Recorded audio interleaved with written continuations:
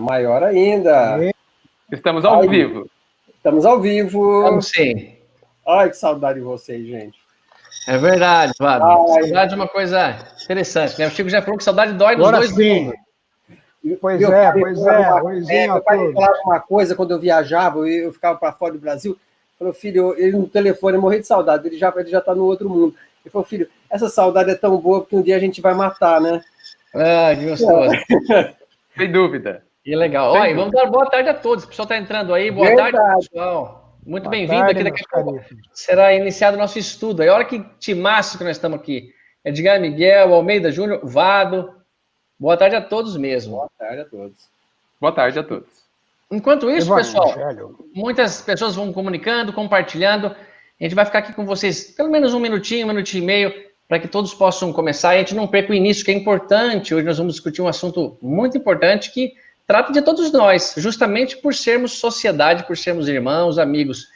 E vai muito além do que a gente imagina. Se a gente conseguir acompanhar esse pensamento e aplicar em nossa vida, vai ser muito bom. E que legal estar aqui com vocês, hein, meu? Puxa vida. Vado, Júnior e Edgar.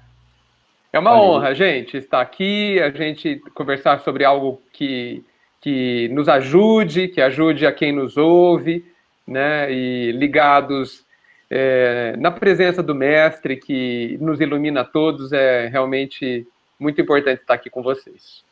Muito bom. Meus caros, uma boa tarde a vocês. Vamos cá estudar um pouquinho do Evangelho segundo o Espiritismo, as máximas de Jesus, Kardec na veia. Prepare sábado à tarde estudando. Pegue a bola aí, Vado.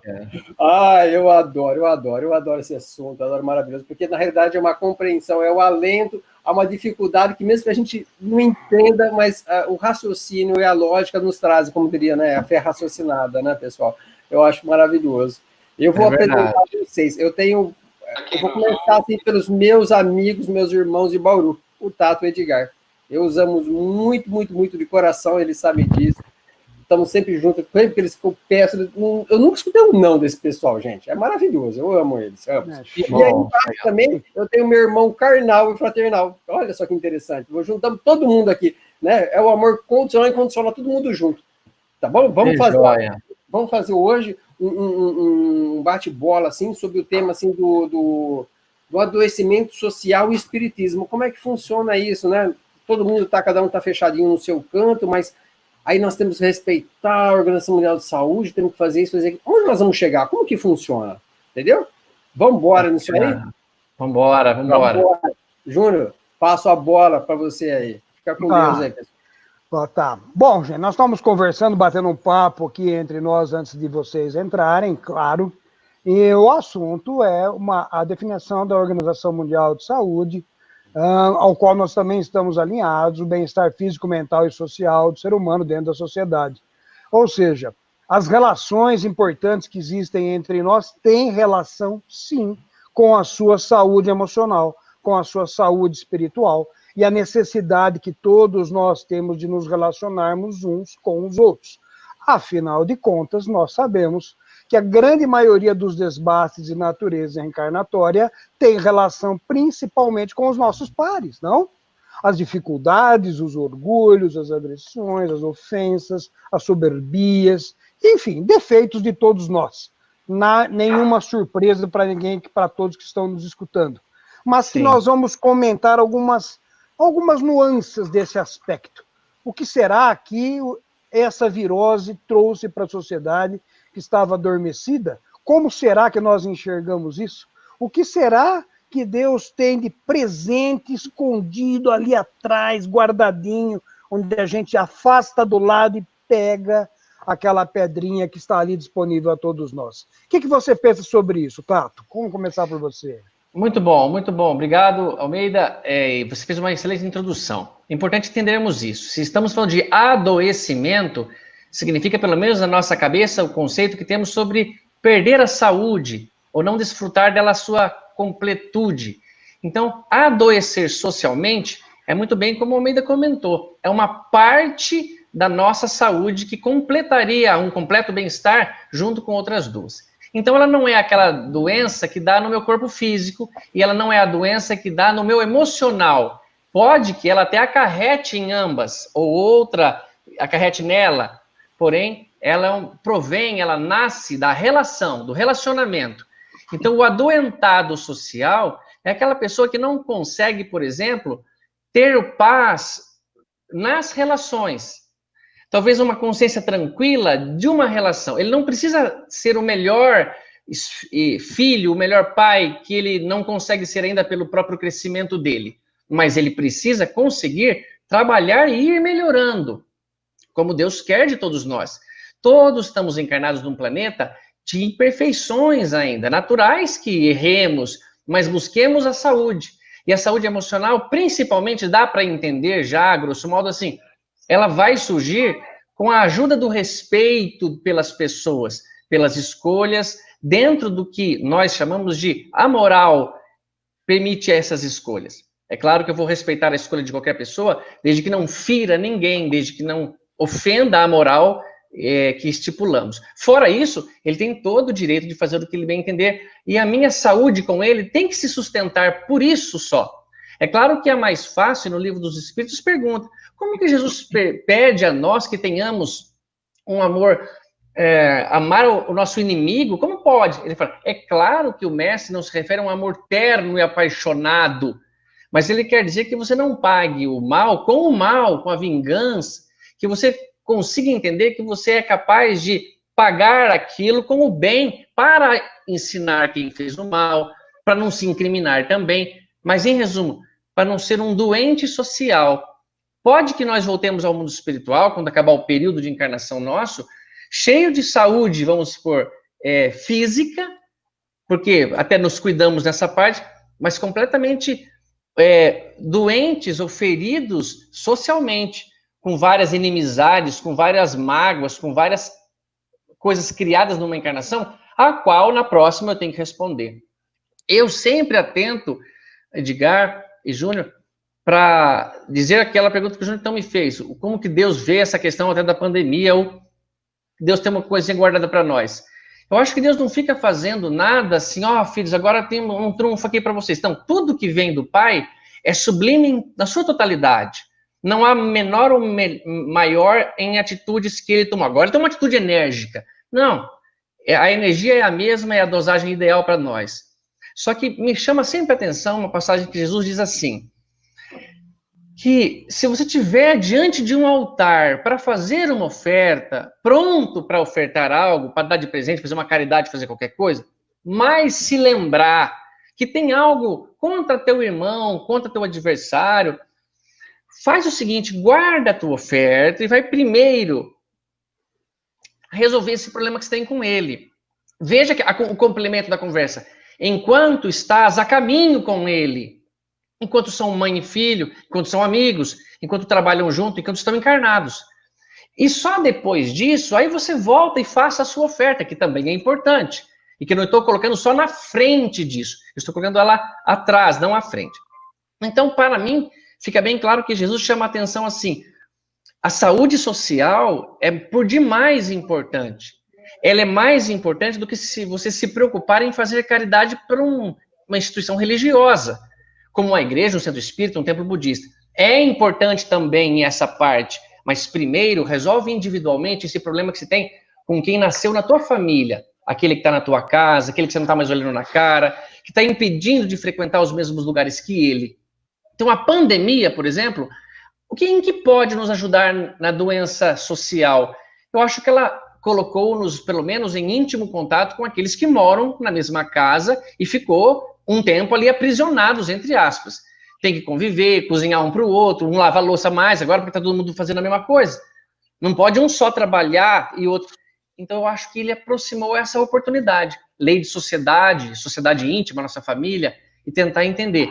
Poxa, eu preciso me relacionar melhor, ser mais maleável, compreender melhor. Muitas vezes eu já percebi isso nas pessoas e são muito bem-vindos essas atitudes nos grandes homens e mulheres que passaram pela história. Então, entendo a primeira parte assim, Almeida. Nossa lei de sociedade exige que tenhamos boas relações e que quando voltarmos ao mundo espiritual, voltemos pelo menos sem não ter vergonha de ninguém.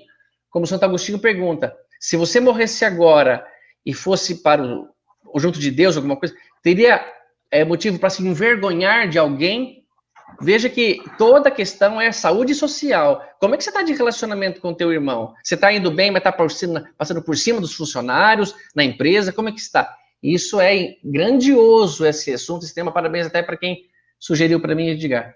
E você, Edgar, o que você me diz? Nossa, passei bem a bola, hein, Almeida? O que você achou dessa? Pode ser assim? Que o filho é teu, meu caro. Vamos lá. Você sabe que há tantas coisas para a gente comentar em cima do que o Tato já começou a dizer, né? E a primeira coisa que eu vou dizer é que é muito legal perceber que a Organização Mundial de Saúde concorda com o Cristo quanto à necessidade da fraternidade para que tenhamos saúde social. Né? Jesus já traz o remédio para a doença social, para o adoecimento social, não é? Nos indicando que, de fato, a questão o convite à fraternidade que o Cristo nos traz, ele é muito mais amplo, ele tem uma dimensão muito mais ampla que a dimensão religiosa, que a dimensão moral, porque traz impactos também biológicos na saúde física, psicológicos na saúde psíquica, mental, e também sociológicas na saúde social, né? Porque a fraternidade, ela pode ser vista de uma forma ampliada, a fraternidade de mim para comigo, né? E de mim para os outros, de mim para todo mundo, dando aí já a grandeza do Cristo, né? Dando aí já qual é o remédio para o estado da nossa sociedade, né? Então, concordo plenamente com o Tato na questão de que o adoecimento social está completamente relacionado à forma como a gente se relaciona um com os outros, né? Mas se a gente puder até ampliar a questão, a gente vai ver que a nossa sociedade, por causa disso, está adoecida enquanto ser coletivo, né? Naturalmente, a maioria dos indivíduos dessa sociedade estamos adoecidos, então esse ser coletivo também está doente, né? E se a gente voltar um pouco para trás, desampliando, a gente vê o indivíduo, cada um de nós, com as suas tremendas dificuldades de acolher a questão da fraternidade dentro da nossa estrutura de vida, até de estrutura de pensar, né? A gente ouve a questão da fraternidade há 2000 anos, né? Insistentemente em todas as nossas encarnações e também no período fora delas. Nós já passamos por treinamentos, por situações onde nós vimos o quanto a fraternidade é positiva, o quanto ela cria situações de imensa saúde coletiva e particular, mas ainda não asilamos ela completamente no nosso mundo interior. Há aí bloqueios, dificuldades, revoltas, rebeldias da nossa parte, que faz com que a gente não segure esse boi pelo chifre, né? O boi é a fraternidade, né? Segure e fala assim, não, agora, né, eu vou trazer isso para a minha vida de fato. Nós não, em termos coletivos, na grande maioria, não resolvemos encarar de frente esse desafio, que, por incrível que pareça, é o nosso remédio, né? A doutrina vem aí como sendo um novo estímulo, né, a usarmos a fraternidade, né, Tato e Almeida, reforçando, dando toda uma camada lógica, né, conectando todas as questões do Cristo, com a questão da ciência também, da própria filosofia, para que não houvesse brechas, para que para nenhum lado que a gente pense ou observe, a gente vai ter uma desculpa que nos diga que a fraternidade, que o amor ao próximo não seja imensamente benéfico, tanto na questão individual quanto na questão social. É um espanto a gente se espantar pelo fato da sociedade estar doente. É um espanto. Devia ser óbvio, né? Devia ser óbvio. É óbvio, né? É óbvio, porque assim, o indivíduo está profundamente doente. Estamos nós somos o grande vírus de nós mesmos, né? Então, a questão do que acontece fora de nós, como agora na questão da pandemia, vem, inclusive, nos dizer o quanto é importante a saúde coletiva para que a gente minimize as nossas dores individuais. Porque a questão da pandemia está nos mostrando que se a gente se der as mãos uns aos outros, a gente vai minimizar as dores individuais e, portanto, que se refletem no coletivo, né? Então, se nos adiantamos no passado e nos preparamos para o exercício da fraternidade, do compartilhamento, a gente certamente conseguiria passar por um momento de crise com muito mais facilidade, porque teríamos apoios uns dos outros. Se não nos preparamos, como para muitos agrupamentos a gente vê que não nos preparamos, a gente vê que sozinho sofremos mais, né? Então, vivemos um momento realmente fantástico sobre esse assunto, muito interessante. É verdade. Você fez um comentário assim, super produtivo. O primeiro que cabe bem é que há uma gente, saúde não significa ausência de doença, que vai exatamente na linha, são coisas diferentes. Nós podemos estar doentes e estarmos convivendo com a doença, gente. De forma saudável, tratando da nossa... Exato, é possível. O hipertenso tem que tomar remédio, tem que fazer exercício, tem que fazer alguma dieta, ou o diabético tem que ter os seus cuidados de natureza alimentar, de natureza familiar, etc. E ele vai conviver com a doença. Caramba, nós temos doenças sociais, as mais variadas, que nós temos que conviver, como vocês falaram muito bem. E se tem algo interessante que os jornais nos mostram, é que, por exemplo, o consumo de sexo virtual aumentou em quase 280%. O índice de abuso sexual cresceu quase 180%. O índice de agressões ao sexo feminino e feminicídio quase 300%, conforme o Estado. Então, stopping this, vamos lá. Será que a pandemia veio para terminar os problemas? Certamente não, em minha modesta forma de ver. Não. Mas ela veio para nos exercitar tolerância com o defeito alheio e o combate. Ou seja, nós somos o sal da terra. Jesus diz isso, interessante. Ou seja, trabalhe com aquilo que você tem. Veja o que é possível, veja o que está ao seu alcance, veja o que você consegue fazer com isso. E essa maneira de trabalhar com as qualidades que você tem, nós tínhamos uma senhora, que não vou revelar o nome, por razões óbvias, uma pessoa boazinha. Diga, não tem problema. Eu vou chamar ela Dona Raimunda, pronto. Dona Raimunda, tudo bem. Dona Raimunda, gente boa. E ela lá varrendo o negocinho, e ela diz, mas como? Tu vai sair de novo para falar alguma coisa sobre morto? Não, Dona Raimunda. Ela fala isso, gente boa. Fala, não, é uma outra visão, nada que ela vai deixar preocupado, não se preocupe com isso. E ela dizia o seguinte, mas como é que eu convivo com isso em relação com quem mora em minha casa? Eu preciso convencê-los. Então, talvez todos nós tenhamos um pouco de Dona Raimunda, sabe? Talvez muitos de nós precisemos de convencimentos que estão à luz de pegar com as mãos, né? Então, o conceito de fé para isso me parece interessante, né? Primeiro você põe o pé, depois Deus põe o chão. Algumas coisas na vida são assim mesmo. Você pega, pergunta 466 do Livro dos Espíritos, que praticamente todos nós, estou citando ela porque ela certamente cairá no colo de qualquer um de nós que estamos escutando. Então diz, para que então que acontece toda essa maldade, tudo isso, todos esses problemas, resumidamente? E a resposta, lacônica até no começo, né? O Livro dos Espíritos é um negócio genial, porque a primeira parte da pergunta faz a pessoa da resposta, não é assim? Então ele diz o seguinte, para acelerar o progresso, então a pessoa fica olhando, e como diria Humberto Eco, nem todas as verdades são para todos os ouvidos, não são mesmo? Porque ao princípio você não vai entender mesmo. Como é que uma doença serve para apressar a evolução de um povo? Serve, porque nos coloca em confronto com nossas dificuldades, como vocês bem colocaram, não? Talvez seja verdade, isso que falte, né, gente? Um pouco mais de filosofia, amor ao próximo, não? Não sei se vocês... Deixa eu pegar um gancho que você falou. No livro que lemos de Edgar e eu aqui, estudamos, o que foi Boa Nova, depois passamos para Jesus no Lar, estamos no roteiro de Jesus. Sempre que os discípulos chegavam ao mestre com um pensamento, aparentemente para nós coerente, e ficávamos assim, como será que o mestre vai sair dessa agora?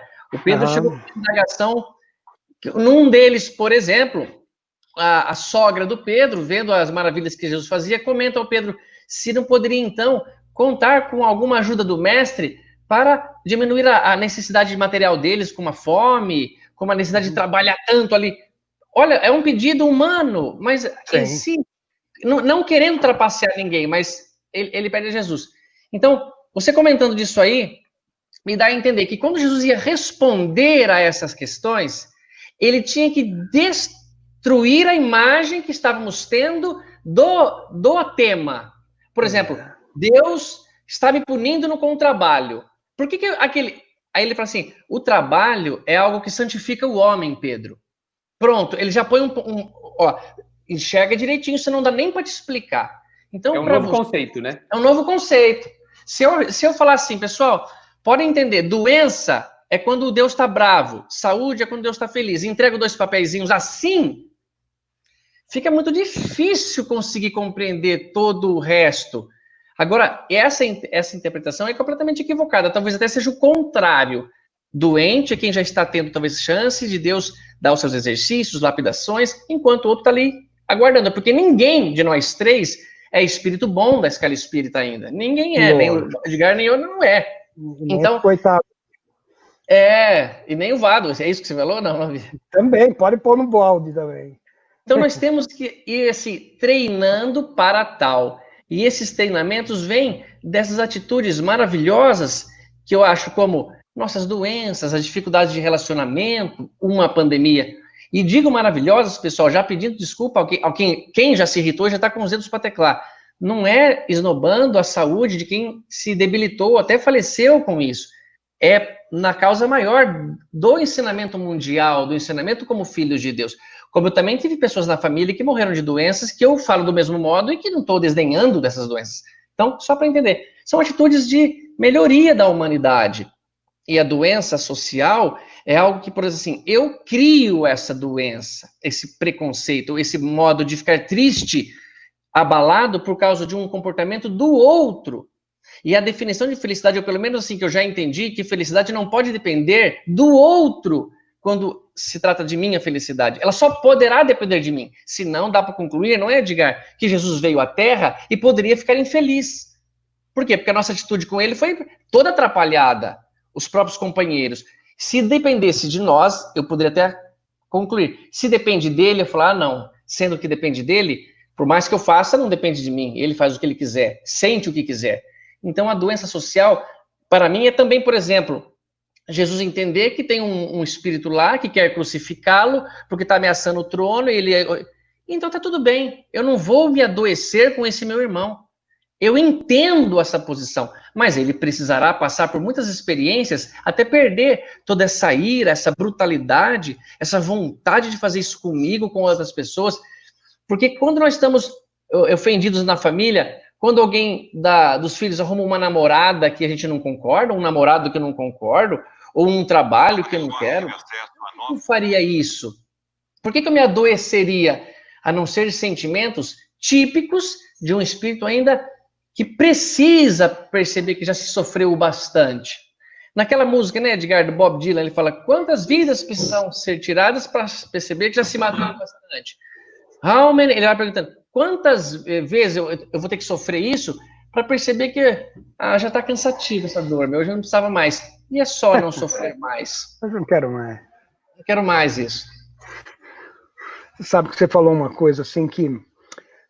O filme do Divaldo. Vocês assistiram o filme do Divaldo, certamente? Sim, Possível não assistir. Assistimos juntos até, né, Edgar? Esse assim, é mais chique ainda. Não deu tempo, tá? Infelizmente. Nós vimos do Kardec e um outro, mas do Divaldo, sim. Tá, o do Divaldo tem uma passagem com aquele obsessor de 400 anos que o acompanha, etc. Em um determinado momento, e tanto ele vira atrás dele, etc. Aí ele chega perto de Divaldo e dá uma cutucada nele. E diz assim, você apenas tem uma máscara de bondade. Eu sei o que você fez. Que é feito contra ele, induzido ao suicídio 400 anos atrás. Aí o Divaldo, a hora que Joana se aproxima, tem duas coisas carreadas nessa passagem do filme que eu acho bem legais. A primeira é essa, onde ela se aproxima e ele diz a ela, e ela fica quieta, tipo, é sua bola. resolva, essa é a primeira parte, ou seja, seu compromisso, dê conta disso. E ele diz uma coisa muito bonita, ele diz assim, não, eu não tenho só isso, você tem, vamos tirar de você a máscara da maldade, porque você foi feito à imagem e semelhança de Deus. Divaldo ali puxa, o Velho Testamento, não é comum espírita falar de Velho Testamento. Então você foi criado à semelhança de Deus, e Deus é bom, meu irmão. E ele dá até um passo assim para trás, né? Depois eu vi a reportagem com um ator, não sei se vocês viram, bem legal. E ele diz assim, não, mas é genial, cara. Genial. Vale. Porque eles passam as... exato, porque eles vão contando algumas passagens, essa é uma delas. Que eu estou contando, e ele diz assim, o ator é um negócio iluminado, é bonito mesmo, né? Porque, às vezes, você está talvez um pouco intuído, talvez um pouco emoção, talvez um pouco das duas coisas, não importa, né? E você consegue transportar isso para a cena. E o seu companheiro de filmagem, ator, atriz, quem quer que seja, sente-se tocado com isso. Então ele diz assim, na hora que você falou isso, meu caro, parecia que não tinha câmeras. Me deu uma vontade de chorar, porque a resposta foi genial. Não, é indefensável mesmo, como se eu tivesse dado um soco e tivesse batido a mão em um muro. Achei bonita a frase dele, porque ele diz o seguinte, realmente, se todos nós fomos criados à semelhança de Deus, não é possível alguém ter máscara de maldade que não seja retirada. E é exatamente a cena que se segue quando ele pega aquela criança, que na verdade é a mãe dele reencarnada. Era mãe do obsessor, lembra disso? né? Lembro. Exatamente, mãe do obsessor, colocada assim. E a hora que ela é colocada, ele diz assim, como é que você vai cuidar? Você sabe quem está aí, mas ele já fala com um pouco mais de cuidado, menos agressivo. Percebeu que ali, pois a mão está meio quente, né? O pãozinho, né? Pode queimar a mão. E a hora que ele coloca, ele dá uma resposta genial. Ele diz, eu vou tratá-la como se tratasse a você. Com todo o amor, com todo o carinho, com toda a compaixão. E ele fala, e ele dá um passo para trás. Você precisa ver ele falando isso, assim, quase as lágrimas na reportagem. Eu dei um passo para trás porque eu fui acuado. O amor, ele cobre realmente uma multidão de pecados. Foi isso que ele fez naquele exato momento, ou seja, não havia nenhum pecado que qualquer um que tivesse feito que não tivesse solução com um pouco de bondade.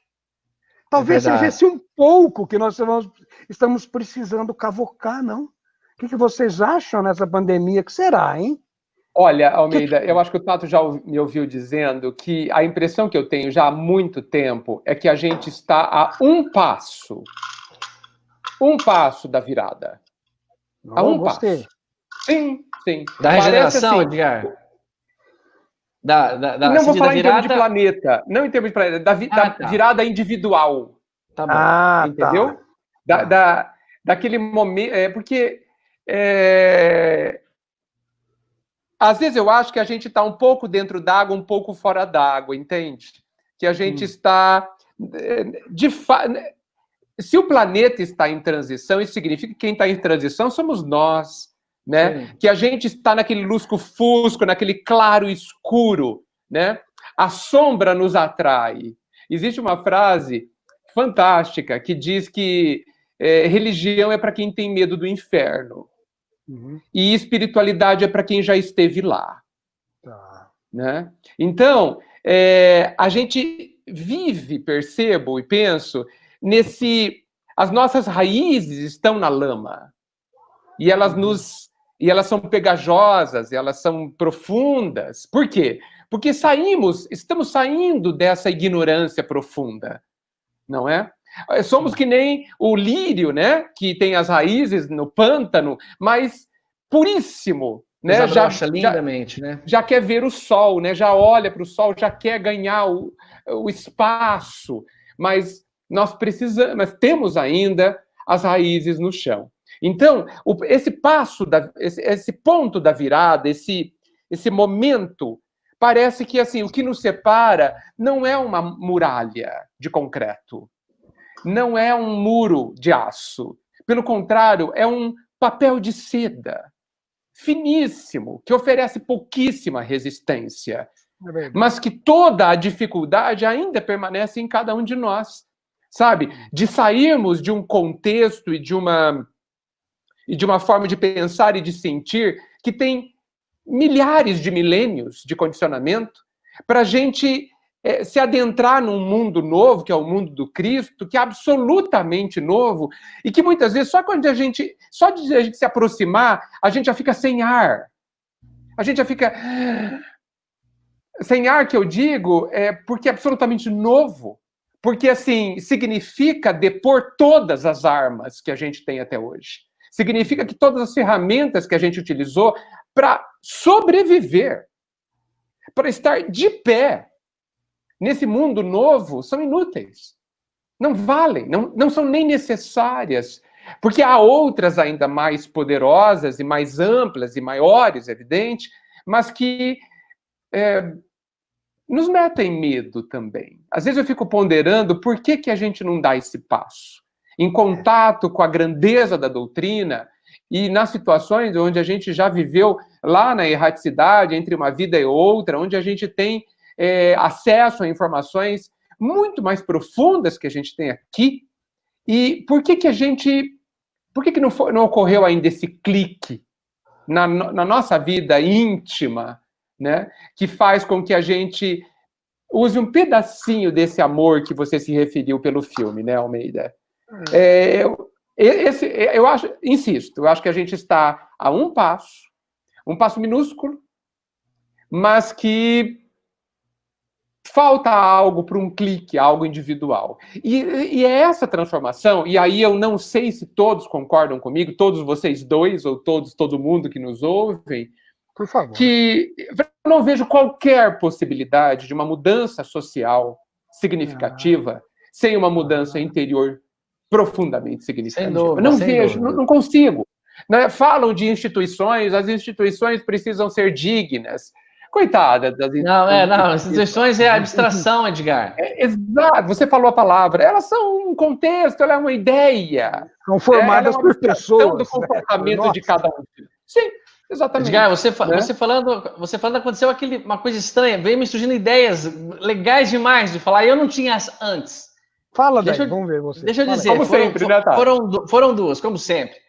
A primeira é o seguinte, você falou aquele negócio, né? Falta um clique, falta muito pouco, um muro de seda. Eu concordo. Aí eu fiquei pensando, por que será que Deus, na sua criação, nos fez de uma tal maneira que ficássemos nessa complicação? Mas aí, pera um pouquinho, ao mesmo tempo pode ser uma intuição. Não, você está falando dos que ficaram assim. Porque tem espírito que já deu no pé faz tempo. O planeta Terra é um planeta que recebeu uma série de espíritos meio bagunceiros já, que já foram reprovados. Vocês estão analisando essa turma. Quando Deus fez a criação, vamos supor que seja 50%, tem metade aí que nasceu junto com vocês que está longe, galera.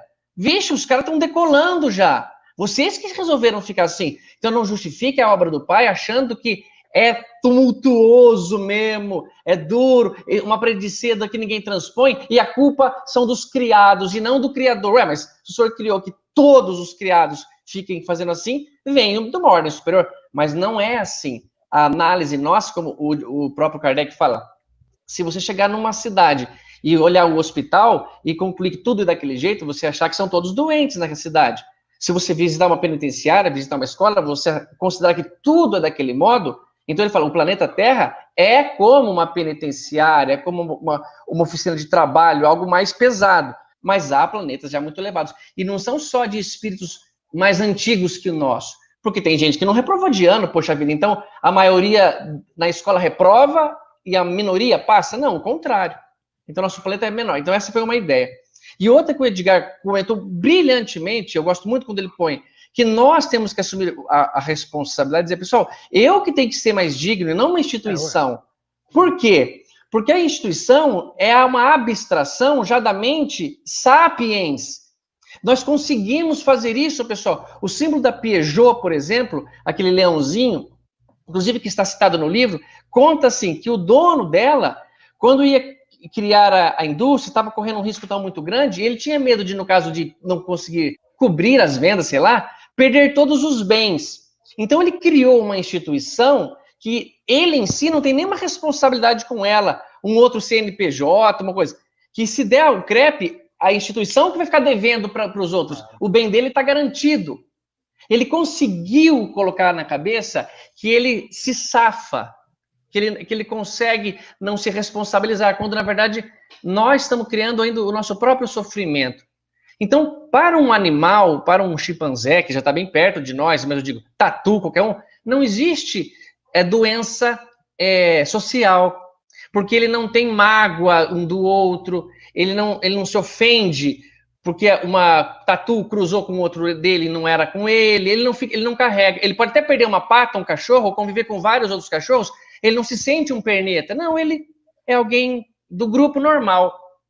Mas assim que nós começamos a raciocinar e diferenciar isso, moral e imoral, conceito do bem, conceito do mal, o que é certo, o que não é, o que é bom para mim, o que não é, o que Deus gosta, de quem Deus gosta, e criou essa condição do fictício, como dar valor a um papel que se chama dinheiro, como criar uma instituição que, um Deus que nos criou, vamos todos obedecê-lo e condicionar.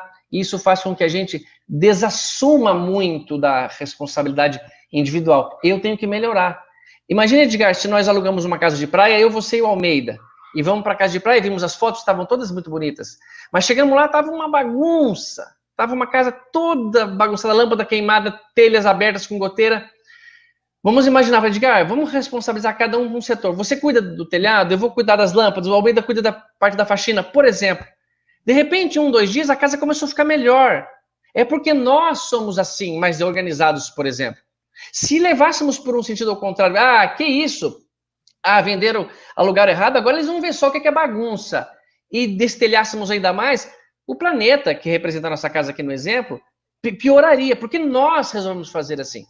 Mas eu tenho que assumir e entender que a colaboração do Almeida, do Edgar e minha naquela casa é fundamental, senão não dá para eu fazer sozinho. E que se porventura algum de nós tiver uma ideia diferente e não quiser, começa a ter um choque comigo. Não era melhor fazer assim? Mas tentar chegar num comum acordo e manter a saúde.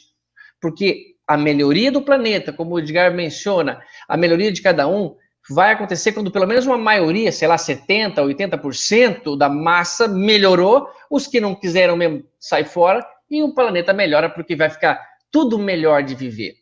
Mas que é todos os ensinamentos vindo através desses exemplos que citamos, as doenças, a dificuldade, e a sociedade é daquelas de longe a que mais atinge a gente, eu acredito, porque a lei de sociedade, que Kardec pergunta para que ela existiria, a resposta é para o progresso do homem. Sozinho ele não consegue. Então existe para progredir, e essa progressão deve ser tanto intelectualmente, moralmente, quanto científica, preparar vacina para o coronavírus, preparar casa para todo mundo morar, alimentação, que tipo de plantação, para a gente conviver. É viver junto, saudavelmente. Não é fácil, mas é só escolha, Edgar, eu acho. Você sabe que você fez um comentário assim, bem interessante, porque ele chama a atenção para a base da nossa tarde de hoje, de doença. Porque há uma situação interessante, onde já me recordo o nome do livro, onde o Chico recebeu uma senhora, e ela tinha um casal de filhos, e um deles era aleijadinho, tinha uma série de problemas de natureza física, chega na cadeira de rodas, ela começa a ficar idosa, ela diz, Chico, eu estou angustiada, meu marido já desencarnou, eu tenho uma criança nessa circunstância, e eu não sei o que vai ser dela. E a resposta de Emmanuel Travessa diz o seguinte, ela não nos preocupa. Ela fica... Quem preocupa é o seu outro filho. Como? Eu não havia dito que eu tinha outro filho. Sim, o advogado. Não tem um filho advogado? Tem. Esse nos preocupa. Porque esse não tem cadeira de rodas. Esse não tem nenhuma circunstância de natureza física que o impeça de cometer os malefícios que tem cometido. Olha que coisa interessante. Então, na verdade, olha que coisa. Então, o nosso conceito de saúde e doença realmente é equivocado. Não é nem de longe aquilo que está visível a esses míopes olhos físicos. Nem de longe.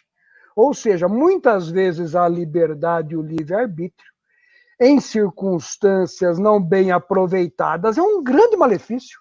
você faz mais arte com ele do que teria sem ele. Ou seja, não é assim? Não sei se vocês enxergam dessa forma. Ou seja, a pergunta seria, o livre-arbítrio é bom ou ruim? Então, é bom ou ruim? É bom? Para quê? É bom?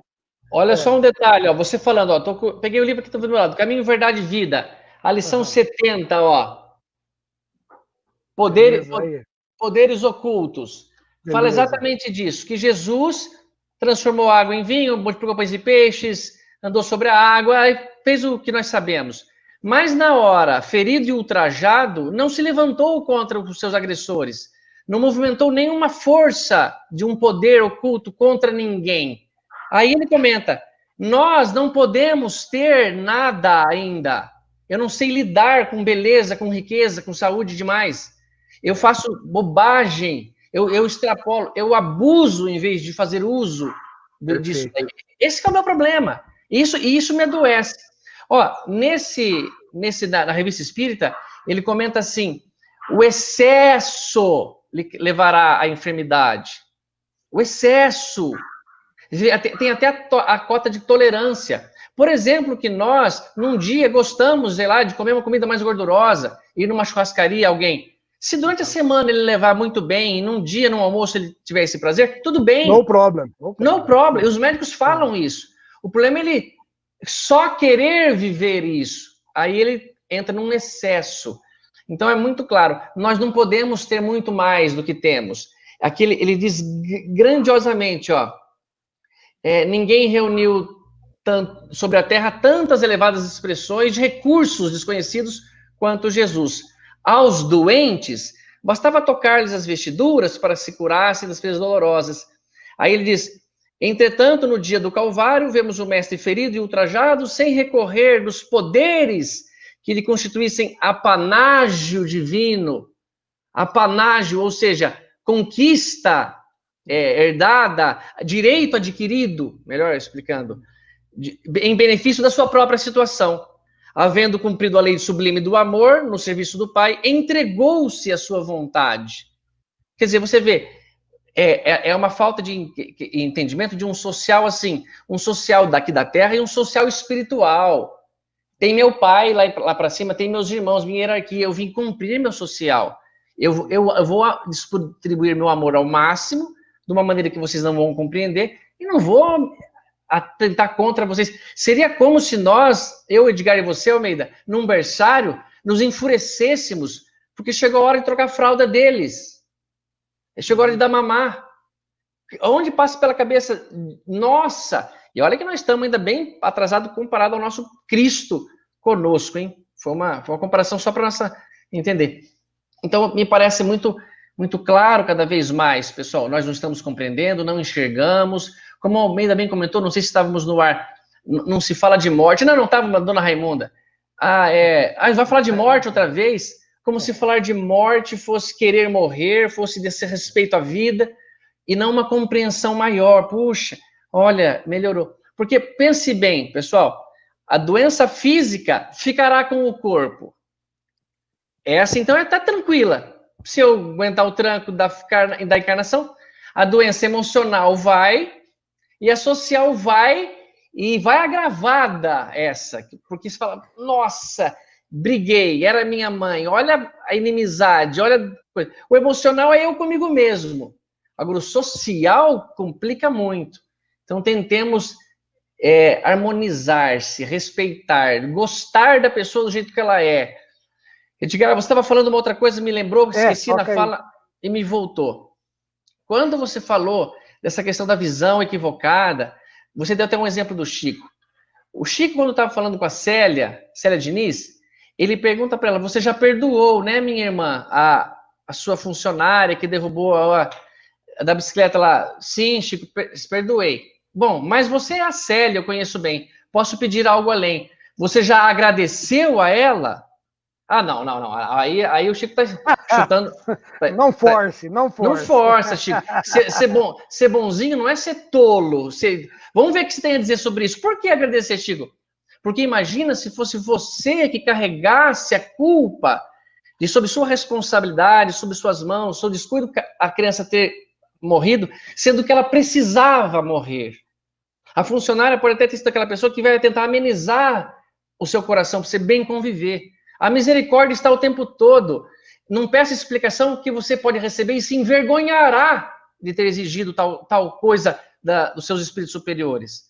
Não os diminua como pequenos somos nós, de colocar uma coisa na vingançazinha, de esperar com fome um pouquinho mais porque não quis fazer o que eu quis, esse tipo de bobeira humana. Mas a grandiosidade deles é dar misericórdia para o aprendizado, visando nossa melhora, um convite constante. E que bonito imaginar que um Cristo cuida dessa prisão, que essa penitenciária, esse bando de gente humana, tudo bem, mas cheio de oportunismo, querendo tirar vantagem. Vocês lembram no começo da pandemia, que não ajudou tanto em nada, essa loucura de comprar tantas coisas a mais, passar por cima do outro? Calma lá, pessoal. Tinha gente que fazia estoque, eu sei, de álcool gel, que dava para mais de 2, 3 anos usando. Para quê? Mas tudo bem, isso já é passado. Então, não sejamos assim. Isso foi uma manifestação clara de uma doença social nossa, uma desconsideração ao irmão que não tinha o dinheiro naquele dia do mês, que não podia comprar e o preço aumenta porque o outro já... E é bonito demais também, né, Almeida Edgar, ver, às vezes no YouTube, umas fiscalizações de pequeno, né, como que chama lá, os direitos do consumidor, a pessoa chega lá vendendo um produto por R$200, cara, custava 5, o cara quintuplicou o preço, quer dizer, de alguém que precisa comprar para se proteger, superfaturando. Isso é tudo sinal de descaso humano um com o outro, de desconsideração, de não ver a dor do outro, não sentir. Mas se dermos uma oportunidade de um pouquinho de bondade, eu acho que já deve dar uma sensação tão superior, tão melhor de alegria, de servir. Como você vê esse oportunismo, Edgar, que o Tato falou agora? Como a expressão da doença. É a expressão clara, né? É o sintoma da doença social, mas eu acho que vem falar para a gente da profunda indigência de todos nós, né? Do quanto nós vivemos com medo, vivemos nos sentindo sós, sem ajuda de nada, acreditando que a vida é contra nós. Porque, pensem, quem é que se protege imensamente? Quem se sente sem proteção, né? Sim. Quem é que se defende? Quem é que sempre ataca? Quem se sente acuado, indefeso, né? Acuado, né? E nós vemos as pessoas assim na sociedade, vivendo em sociedade, né? Se alguém me aborda, muitas vezes eu já sou brusco, com receio de que aquela abordagem seja um ataque, venha me ferir, venha me incomodar, venha me tirar algo, né? Então, assim, os sintomas falam muito, né? Os sintomas nos permitem um diagnóstico, nos dão caminho do diagnóstico. E cada um de nós precisamos pensar por que socialmente, e aí especificamente nos nossos relacionamentos afetivos, nós vivemos tão mal. Por que meus relacionamentos afetivos são tão ruins? Por quê? Porque o meu relacionamento afetivo comigo mesmo é tal qual ruim. Porque eu só faço com o outro o que eu sei fazer comigo. Porque se eu soubesse fazer comigo melhor, automaticamente eu nem saberia fazer pior com alguém. Isso é uma pérola, né? Isso é uma pérola deliciosa da gente poder lapidar, né? Porque, na verdade, o que tu falaste é praticamente o segredo do bom relacionamento, né? Ou seja, o ideal, na verdade, nada de errado em a pessoa casar-se. Vou usar o termo casar, ninguém casa mais, paciência, mas vou usar o termo casar. A gente entendeu. Então tá bom, a gente, menino. Então tá bom. Olha só, as pessoas se unem por atrações. Então, muito bem. A pessoa não é obrigada a conviver ou dormir com alguém com quem não sinta atração. Charles Darwin, 1857, nenhum problema. Tudo certo. A questão é que muitos dos casais, para não dizer a maioria, escolhem a maioria das coisas que enxerga e depois, com o passar dos anos, vai conviver com as coisas que ela não via. Vamos lá? Aonde estamos querendo chegar? fica fácil de entender. Na verdade, com o passar do tempo, o ideal seria que um casal conseguisse extrair o melhor do outro. Esse seria o casal ideal. O melhor quando você está angustiado, o melhor quando você está doente, o melhor quando você está agressivo, o melhor quando você acha que não tem onde segurar.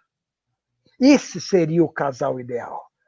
Mas isso não vem junto do pacote se é mais bonito ou mais feio. Isso está dentro de um pacote onde os olhos físicos não enxergam. É necessário sentir algo mais para a gente entender de onde se trata isso, né? Ou seja, o Varo está até fazendo um questionamentozinho aqui. Olha só, na nossa evolução como espírito, quando passamos a ter a inteligência, vem de brinde as escolhas. Que é isso que estamos falando. E onde erramos nesse aprendizado? Na individualidade, o egoísmo, orgulho.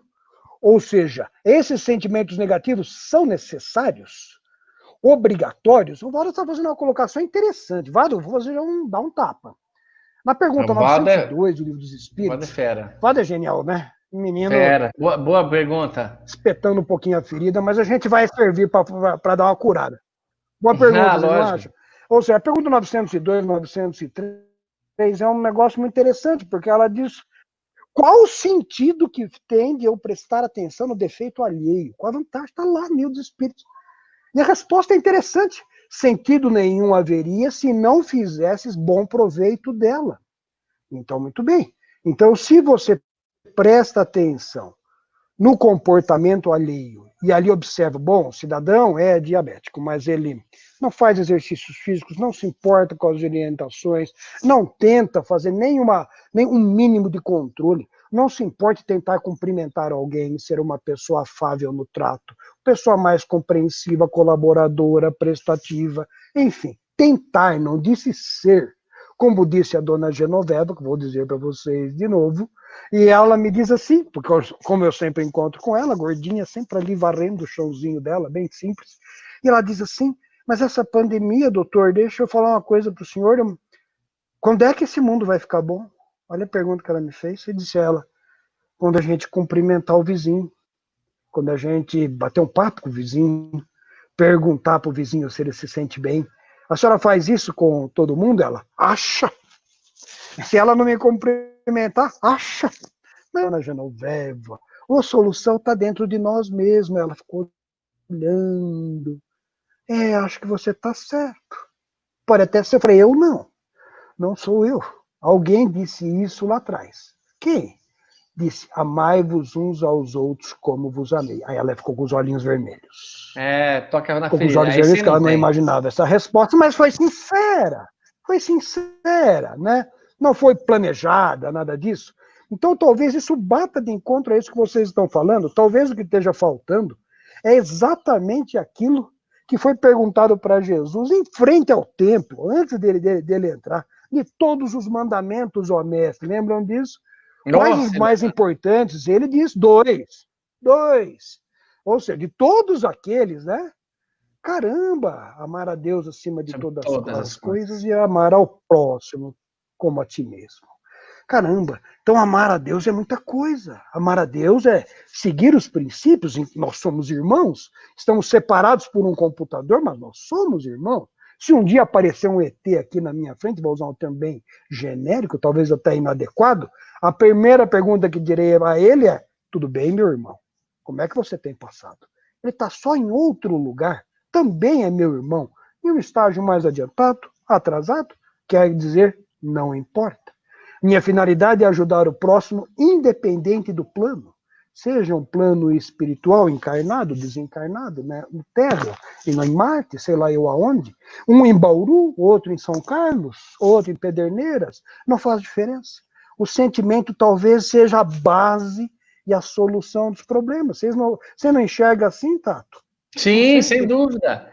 Enxergo exatamente assim. Quando você diz ali, amar o próximo como a si mesmo, antes um pouquinho era aquilo que vocês comentavam. Saber, o Edgar comentou, saber gostar de si mesmo e daí fazer o uso desse gostar para o outro. Dos dois modos, mas elevar-se também por si. amar o outro, como também amar-se a si mesmo, do mesmo modo que ama a si mesmo, mas sempre cuidando melhor de si, melhorando. Então, concordo plenamente. A questão do Vado é muito significativa para mim, quando ele fala precisávamos ter orgulho, ou precisou-se do egoísmo, precisou-se. Por incrível que pareça, posso dar um exemplo que aconteceu hoje aqui em casa. Ontem, eu já havia percebido um barulho na minha geladeira e ela só estava gelando a parte do congelador, do freezer, e não mais a parte da geladeira. E aí, um transtorno você não ter geladeira. Ou pelo menos tudo congelado, ou na temperatura ambiente. Água, tudo bem, eu bebi a temperatura ambiente. Mas e coisas como leite, coisas como que se estragam, um alimento que já é cozido? Congela, mas daí tem... Bom, vocês entenderam. Quando nós não tínhamos essa tecnologia, o egoísmo precisava existir para salvar nossa vida. Porque eu não sabia quando que eu teria o estoque de alimento necessário para mim e para o meu grupo. Então é natural que uma força manifestada no instinto, na matéria, na alma também, todas essas potências, tivesse que preservar a espécie. É a mesma potência do sexo. Por que muitas vezes somos incapazes de ser fiéis? Porque é uma potência muito forte. Você vê que vem uma pessoa tem uma cadelinha, ela fica no cio, vem cachorro de São Carlos aqui em Bauru, fica na grade aqui, chorando, coitado. São Carlos? Não, eu tô brincando, de Piratininga aqui, né? Piada. Relaxa. Tão pertinho aqui. Mas então, essa é um fato. Agora, quando que já, a partir do nosso próprio desenvolvimento intelectual, como Aristóteles diz, que a inteligência intelectual, cognitiva, deve ajudar a emocional. Com a razão, pense e saia disso. Pense em todos os valores, pondere a fé raciocinada e aumente o teu cabal de proteção com Deus. Mas, porém, não tendo essa possibilidade, eu ficava nesse cuidado de sobrevivência. Passou a ter a evolução da tecnologia, alimentos, posso ir lá no mercado, posso começar a parar de ter isso, mas é enraizado, é forte. Ainda está muito forte o orgulho em mim e o egoísmo. Mas aos poucos eu estou vendo que esse peso está fazendo eu me atrapalhar. Eu estava lá na Paraíba, com uma palestra que o Haroldo fez. Foi muito bacana, conversamos antes um pouco. Acho que mandei essa foto para o Edgar e ele fez a palestra. Ele falou assim, eu vou dar um exemplo aqui, mas vocês não confundam não estou querendo falar mal de nenhuma religião. Mas parece que as religiões são como os foguetes. Elas vão lançando o astronauta para cima e no começo ela é meio desajeitada mesmo. Ela tem que ser aquela combustão enorme, aí tem que filmar muito de longe, porque ela pode cair de lado, ela pode machucar a gente. Mas ela tem potência para sair. Se não fosse elas, não daria para o astronauta chegar tão mais elevado. Então, essas religiões primitivas, ele fala, que mandou matar, mandou decepar, ajudou muito. Isso tudo era ainda muito orgulho movido pela força do poder. Mas agora começou a parar um pouco, diminuir. E nós podemos já entender que, nesse exemplo do Haroldo, já estamos largando um pouco daqueles pedaços pesados do foguete, quando já não precisa mais da propulsão. E já estamos aqui entrando um pouco em órbita e lidar mais com coisas mais refinadas. Então, entender que não me fará falta, que eu posso esperar um pouco mais para comprar amanhã, eu posso entender que o meu amigo está passando uma dor, então eu deixo que ele faça uso na minha frente do que... Então, é toda essa doença que nos contamina, porque muitas pessoas rotulam direitos da mulher, direitos do homem, direitos do gay, direitos do hétero, direitos... Isso aí fica segregando, irmãos. O direito é por sermos filhos e por sermos humanos. E tudo dali parte de lógica, do equilíbrio. E não é tão simples quanto eu estou falando, né? Vamos falar que é assim... Mas entendo que a doença social nasce de muitas vezes da tentativa de igualar, de curar-nos pelo caminho da matéria. Sendo que espiritualmente a gente compreende a necessidade de passar por uma expiação masculina, feminina, com pobreza, com riqueza, com dificuldade no corpo, sem dificuldade, com beleza, com excesso de falta de beleza, para a lapidação individual de cada um. Eu acho que a gente... Você sabe que o André Luiz faz um comentário. Pode falar. Não, pode falar. Fale. Depois eu comento. Eu acho que a gente... É bem na... Só pode falar. Quem quiser fazer pergunta... Edgar, toque, depois eu falo. Pode tocar. Só antes dos meninos, quem quiser fazer pergunta, manda uma pergunta aí. A gente responde, a gente tá para interagir com vocês. Se alguém tiver alguma pergunta, o Edgar tá aí para responder. Vamos lá, Edgar, vai lá. Muito bem. Esqueci. A cabeça... Essa deixa. Bom, então Júnior, falo eu. fala você, esqueci. Falo eu, então, rápido, quando você lembra. Não tem problema. Então, na verdade, esse planejamento, ele existe mesmo, e isso me chama demais a atenção, sabe? Não tem como não ser humilde estudando a doutrina espírita. Vou resumir rapidamente. Não tem.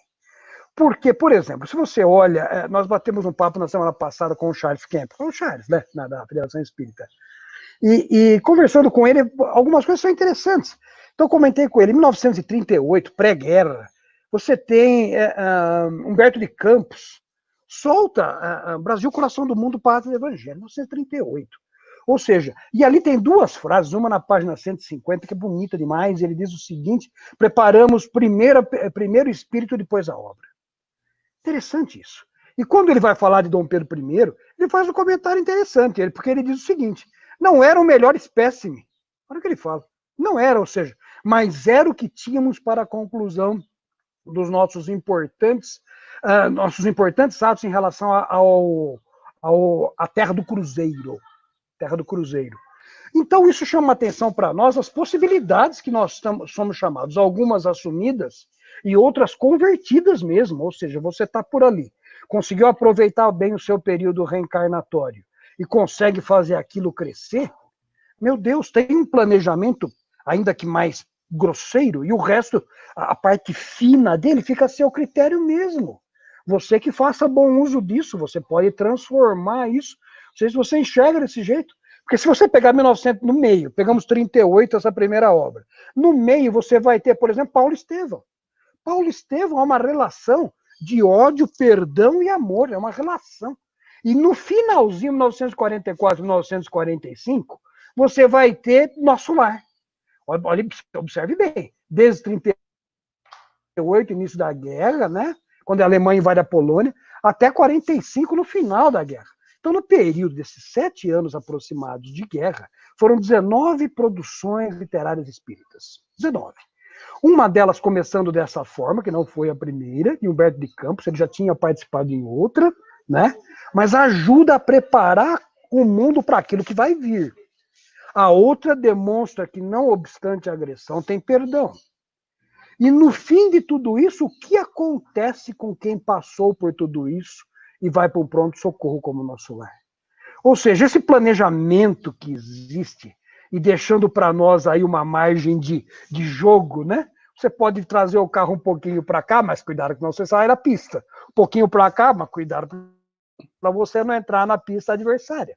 Parece-me algo interessante. Você enxerga dessa forma também, Edgar? Quem sabe você tenha lembrado alguma coisa que você ia falar aquela hora? Lembrei sim, lembrei inclusive por conta de uma coisa que você disse. Não, veja, não tem lógica imaginar que a vida regida por um ser divino não seja absolutamente especial, né? E tudo faça muito sentido e tudo esteja extremamente preparado para que a gente tenha o máximo de aproveitamento no âmbito coletivo e no âmbito individual também. E é exatamente isso que me fez lembrar o que eu ia dizer. Que talvez uma coisa que nos traga imensa dificuldade de ter esse aproveitamento individual e depois, consequentemente, coletivo, é o fato de a gente acreditar na imensa aparência que é a vida encarnada. Quando você pega a história que você contou do Chico e do filho com cadeira de roda, a gente percebe que há uma completa inversão do que deve ser valorizado e o que não deve. Sim. Tá certo? Enquanto que aquela criança... terrenos, né? Exato, a ilusão que os olhos terrenos, a gente permite que eles nos convençam. Enquanto que para a espiritualidade, enquanto que na visão, na ótica eterna, aquele espírito com cadeira de roda estava muito mais bem protegido de fazer bobagem do que o outro que era são e formado e tinha uma profissão, nós vemos exatamente o contrário. Quanto sofrimento essa mãe chorou, preocupada com o filho errado. Exato. Quanto sofrimento ela não precisava sofrer simplesmente porque ela acreditou, como nós, a maioria de nós acreditamos, na ilusão que esse cenário traz. Porque a gente não pode esquecer que, por isso que eu acho, e aí fazendo um gancho, que a gente precisa voltar ao início. A gente vai lá estudar as coisas mais complexas que a doutrina vem nos ensinar, e a gente acredita erroneamente que a gente entendeu o começo. Quando Kardec diz que é libertador e é importante que cada um de nós saiba de onde veio, quem é e para onde vai, a gente acha... Não, claro, Kardec. Que fácil a gente entender isso, né, Kardec? Tá importante saber de onde... Mas muitas vezes eu tenho a impressão de que a gente não entendeu quem a gente é. E a gente continua a acreditar, como há milênios, que a gente é o que a gente está aqui. E que deve valorizar o que a sociedade valoriza. Ou seja, a gente continua a viver acreditando que é um ser encarnado, ponto final. Que não somos imortais. Que não há uma relação de continuidade entre todas as nossas existências. E a gente acredita no que o mundo valoriza. E Jesus já nos informou o que a gente ganha com o jugo do mundo. Porque acreditar no mundo é se vincular ao jugo do mundo. Dar valor ao que o mundo dá valor é atender a César. É servir a Mamon. E a gente... Tudo por quê? Por que a gente cai nessa armadilha inconscientemente, na maioria das vezes? Porque a gente parte da premissa de que nós somos um ser encarnado. E nós não somos um ser encarnado. Na verdade, nós somos um ser que está encarnado. Sim. Da mesma forma que nós somos um ser que está vestido. Só isso. Um espírito que tem um corpo, não um corpo que tem um espírito. Exato. Eu sou um ser que momentaneamente está usando um corpo para entrar nessa escola, um uniforme de trabalho para estar aqui nessa escola. Mas eu preciso parar de acreditar que a vida toda é essa escola. E olhar, entender, enxergar além das aparências que a escola me dá e ver aonde está, de fato, o valor. Porque se eu entender isso, eu vou olhar para o outro e falar, puxa vida, como a fraternidade, o compartilhamento, como viver bem socialmente é extremamente importante. Eu tenho dito recentemente que a gente é egoísta, ponto final. Isso não há discussão, ponto de discussão sobre isso. Mas a gente precisa ser... Tranquilo, ponto pacífico. Mas a gente precisa ser, pelo menos, inteligentemente egoísta. Porque ser burramente egoísta é o fim. Então, tá bom. Então, o que é ser inteligentemente egoísta? É você... Ter um interesse no céu, né, Edgar? Não interesse na terra, ter um interesse no céu. Ter interesse no céu, mas o egoísta inteligente, seria esse. É uma frase para isso, bonita também. Veja, porque eu olho em mim e vejo que eu não tenho, naturalmente, o amor para o outro. Não tenho, desculpem. Ele precisa ser construído. Você tem um pouco você tem. Não é tanto, mas eu conheço pessoas que você ama, assim, Edgar. No quinto grau do amor, talvez eu tenha. Tudo bem. Parente do amor... Mas já não é o do Chico, por exemplo, não é o amor do Chico. De forma nenhuma. Chico tem uma frase que ele diz o seguinte, se malandro fosse para fazer a caridade, até por malandragem ele faria, pois beneficiado seria. Então, é isso que é o egoísta. É inteligentemente egoísta. É exatamente o que vocês estão falando, ou seja, faça, isso, então, seja inteligente, faça por malandragem, seja bom.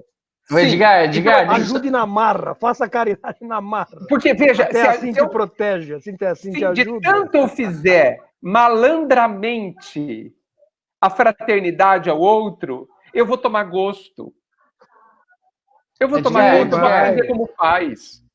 Você falou, é que é uma história bonita, me ocorreu rápida. Você falou do Chico, do amor do Chico e tudo mais. E nós, às vezes, temos um posicionamento de julgar desconsiderando o próprio Chico. Por exemplo, muitas vezes o Eurípides, que é um cara que eu gosto, o filho do Chico, não é o Eurípides, não, o filho do Chico que cuida lá do museu. Okay. Tem no livro do John Arley um relato, o Chico já estava para desencarnar, foi no dia anterior a isso, olha só. O Eurípides fala, papai, eu vou comprar tal coisa, eu vou fazer tal coisa e eu já volto. E ele demoraria e encontraria o Chico desencarnado. Uhum. O Chico fala, vem cá, Eurípides, pega na mão dele assim, com amor, olha para ele com uma ternura, fica olhando, segurou da mão do Eurípides assim, olhando para ele, agradece ao Eurípides, fala, papai, eu já volto, fique tranquilo, né? Ele pega outra vez, quer dizer, olha que demonstração de agradecimento, de amor a uma pessoa que muitas vezes tem histórias controversas do Eurípides, eu nem vou citar aqui. Porém, nós muitas vezes tomamos a frente do Chico e falamos pela boca do Chico que aquele menino ou que outras pessoas maltrataram o Chico, não sei o quê, sem considerar que o próprio Chico o escolheu e está muito acima de certas coisas que Jesus pediu para a gente não fazer.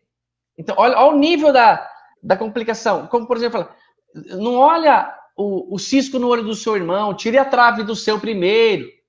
Por favor, pessoal, tentem fazer... É tão mais lógico, é mais próximo do nosso entendimento.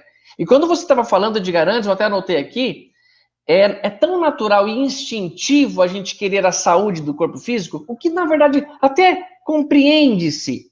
Mas é bom, claro, mas tão desconsiderando que existe um plano superior, que eu perguntava assim, eu pergunto para uma mulher grávida, no início, você sabe se é um menino ou uma menina? Eu falo, não sei. O que você gostaria? Tem alguma preferência? Todos, 100% me respondem. Você sabe qual é a resposta já? Quer que eu dê? Não importa, desde que venha com saúde. É verdade, essa é a resposta padrão. Não é? Verifiquem quem está assistindo, quem está gravando. É claro que você quer, eu entendo. Não tem nenhum problema até você manifestar uma vontade. Se você tem vontade entre um tipo de sorvete, não teria entre ter um filho do sexo masculino ou feminino, ou realmente não teria. Mas não precisa vincular a isso. Que venha com saúde, aquela toda vibração, desconsiderando toda uma ordem superior muito treinada, muito calculada, como vimos em missionários. Então, parece assim, um medo, uma punição, uma fragilidade. Agora eu estou na mão de Deus, vou ficar mais bonzinho aqui, que medo da doença. Eu respondo por mim, fico mais terno e amoroso a Deus, a práticas de oração, quando estou doente. Fico mais assustado, se a febre está demorando para ir embora, qualquer coisa nesse sentido. Temos uma posição assim, queremos melhorar sem ter a aula, queremos, ou pelo menos não ter a expiação, né, Edgar? E juro, ele fala assim, o Paulo, o bem que eu quero, eu não faço. O mal que eu não quero, esse eu faço. Então, eu estou criando perigos de ter filhos com dificuldades, ou eu mesmo, porque eu estou fazendo errado. Eu estou criando tantos problemas sociais, tantas doenças, que preciso me curar. E sempre dá tempo, pessoal, quem está assistindo, sempre dá tempo, sempre é tempo, encarnado, desencarnado, se está assistindo como encarnado ou como desencarnado, de tentar rever, pedir a trégua e ir em frente. Otávio. E eu pergunto, diga lá. Ou quem for. Essa resposta que você citou que toda mãe dá, né? E o pai também. Pode ser qualquer sexo, contanto tenha saúde, é uma condição, né? Qualquer mal, né? É verdade. Você quer, me fez lembrar que nem Maria, nem Paulo colocaram condições ao pai, né? Bem lembrado, é isso aí.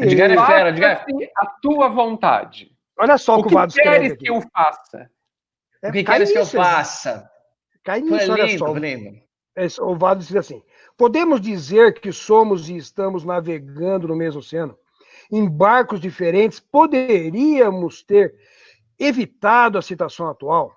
Ou essa é a oportunidade dos barcos melhores ajudarem os outros na tempestade e vice-versa? Essa é a situação, era inevitável. Vado está fazendo uma pergunta interessante. Só fazer um comentário bem rápido. Vado, Posso começar? Eu gosto... Peraí, pode, deixa eu só dar um tapa. Vado, eu gosto muito de ler prefácio dos livros. Prefácio é bom demais. O prefácio traz particularidades geniais. Genial. Uma delas é de Sexo e Destino. Sexo e Destino, 1963. O que acontece no mundo em 1963? Os engenheiros siderais, vou usar um termo, André Luiz, hein? Vamos lá. Não me pense só com aspectos futuristas, coisas assim. Ele diz o seguinte: 1963, sexo, drogas em rock and roll, Woodstock Festival, lembram disso? Sim, muito bem. Exatamente. Então lá, o LSD, toda aquela história. Agora, no prefácio, ele diz o seguinte, que a maioria dos espíritos, Vado, a maioria, precisam passar, inclusive pelo orbe terrestre como reencarnação de forma compulsória. A maioria. Significa que nem todos precisam. Ou seja, nós temos aí alguns que já estão com a cabecinha para fora d'água mesmo. Já passaram dessa nossa Francisco de Assis, para lembrar de um que garantidamente deve ser um desses, para lembrar de um deles. Ou seja, então, essa possibilidade, eu vou passar a bolinha para o Edgar já, está prevista até no prefácio do livro. Aí deixa eu dar uma dica para vocês, caríssimos irmãos internautas. Leiam um pouquinho, percam um pouquinho de tempo no prefácio, traz particularidades de escrita. Viu? Invistam tempo no prefácio. Não sei se vocês concordam comigo, eu gosto muito. Totalmente. Hermínio Miranda também tem muita particularidade dele em relação a isso. Humberto de Campos, então, tem praticamente a história dele no prefácio. É verdade. Para não dizer, Mas toque aí, Edgar, veja o que você acha sobre isso. Pega aquele livro. Olha, Prefácio de Emmanuel. Eu acho que o Valdo, ele citou especificamente a pandemia, né? Eu não acho que ela era obrigatória. Né? Porque entendo que ela é consequência de 1 milhão de ações de todos nós. Consequência das nossas decisões com impacto coletivo. Né? Ela é fruto da nossa ignorância dos tempos passados e que culminaram agora. Hoje, porém, ela é necessária. Hoje.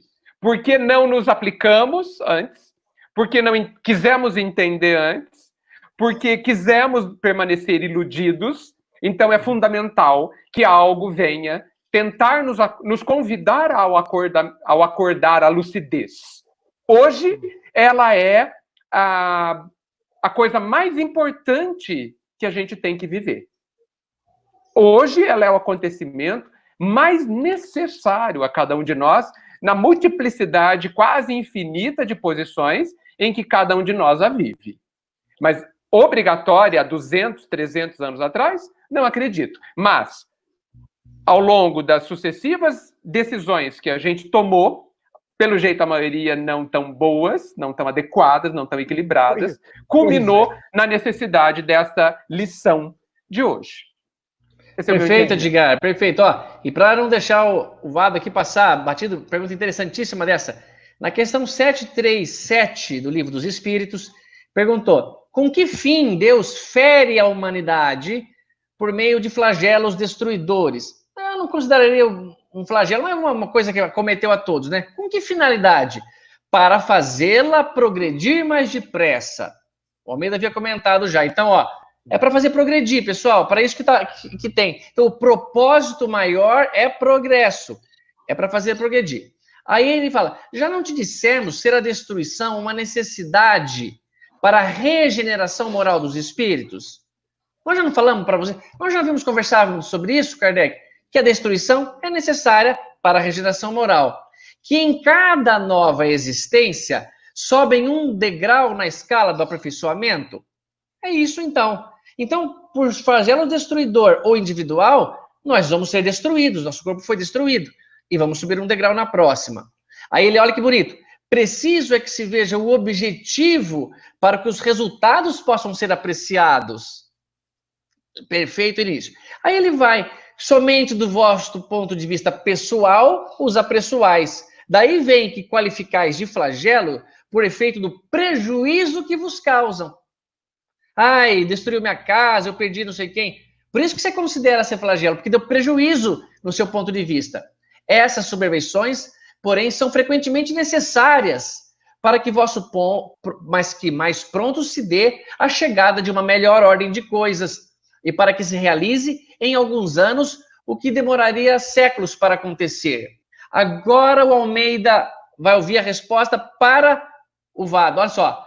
Mas para conseguir essa melhora da humanidade, Deus não poderia empregar outros meios que não flagelos destruidores? É a mesma pergunta que o Vado fez para a gente. Ele fala lindamente, pode e os emprega todos os dias, pois que deu a cada um os meios de progredir pelo conhecimento do bem e do mal. O homem, porém, não se aproveita desses meios. Necessário, portanto, se torna que seja castigado em seu orgulho. Não é castigar o filho, é castigar o orgulho. O pai pode castigar quanto ele quiser. À vontade. Castigar no seu orgulho. E que se ele faça sentir a sua fraqueza. Então, assim... A bênção do livro dos Espíritos. Bênção do livro dos Espíritos, Edgar. Almeida, é impressionante a memória do Tato de localizar isso nas mais diversas obras. Menino bom. Que nada, Edgar. Fantástico. Mas a pergunta... Conclua. Não, a pergunta é muito em cima. Parece que Deus ficou revoltado e virou a mesa. Para muitos aconteceu isso. Sim. A pandemia, tô aqui com vocês, como se fosse assim...